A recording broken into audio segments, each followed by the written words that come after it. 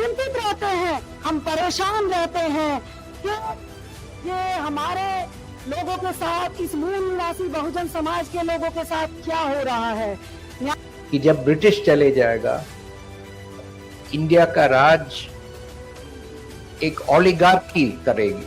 Oligarchy होगा कि यहाँ ये जो सवर्ण लोग हैं, ये ब्राह्मण बनिया जो द्विज लोग हैं, उनके वो कम्युनिटीज है, उनके पास सत्ता आ जाएगा और वो एक ओलिगार्की बन के राज करेंगे।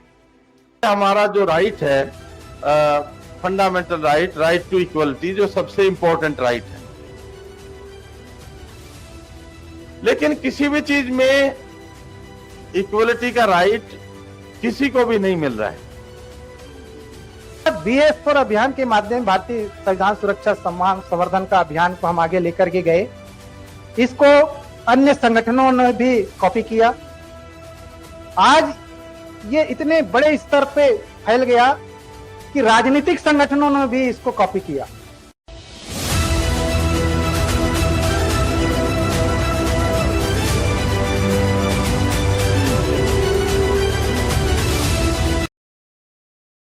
इंडिया का राज एक ओलिगार्की करेगी। ओलिगार्की होगा कि यहाँ ये जो सवर्ण लोग हैं, ये ब्राह्मण बनिया जो द्विज लोग हैं, उनके वो कम्युनिटीज है, उनके पास सत्ता आ जाएगा और वो एक ओलिगार्की बन के राज करेंगे। बस he wanted to ensure that the decisions of these judiciary, executive, legislature would be correct decisions, would reflect the consensus of all the people. We are a very diverse country. If all communities are represented, together we will, 3 or 4 communities, if all communities are represented, together we will fight it out and come up with a common law, common policy that is acceptable to all of us. But when these institutions are captured by just 3 or 4 communities, they will only reflect their understanding, knowledge and interest, whether deliberately or not. That is all they are capable of doing. अभी हम चर्चा कर रहे थे हमारा जो right है, fundamental right to equality, जो सबसे इंपॉर्टेंट राइट है, लेकिन किसी भी चीज में इक्वलिटी का राइट किसी को भी नहीं मिल रहा है। ये बैकवर्ड क्लास के खिलाफ केसेज में क्रीमी लेयर नहीं होना चाहिए। अभी उन्होंने शेड्यूल ट्राइब पे भी क्रीमी लेयर लगा दिया और उनकी सपोर्टेड पॉलिटिकल पार्टी ने 21 अगस्त को आंदोलन की घोषणा कर दी। ये सारा स्टेज मैनेज सिस्टम है। ये कोई, क्योंकि जब भी कोई आपने आंदोलन करना, कुछ थोड़ी बहुत तो तैयारी करोगे ना। इसको लॉन्च किया था।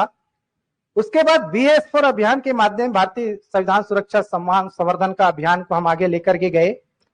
इसको अन्य संगठनों ने भी कॉपी किया।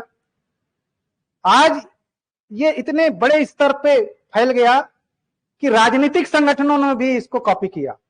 वो भी इस पर कार्यक्रम चलाया और देखा कि बामसेफ ऑर्गेनाइजेशन अब पोलराइज करने की दिशा में आगे बढ़ रहा है।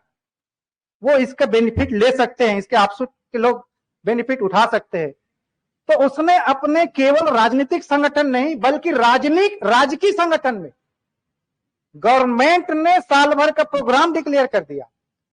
हमने देखा कि हम चर्चा करते हैं, हम चिंतित रहते हैं, हम परेशान रहते हैं कि ये हमारे लोगों के साथ, इस मूल निवासी बहुजन समाज के लोगों के साथ क्या हो रहा है।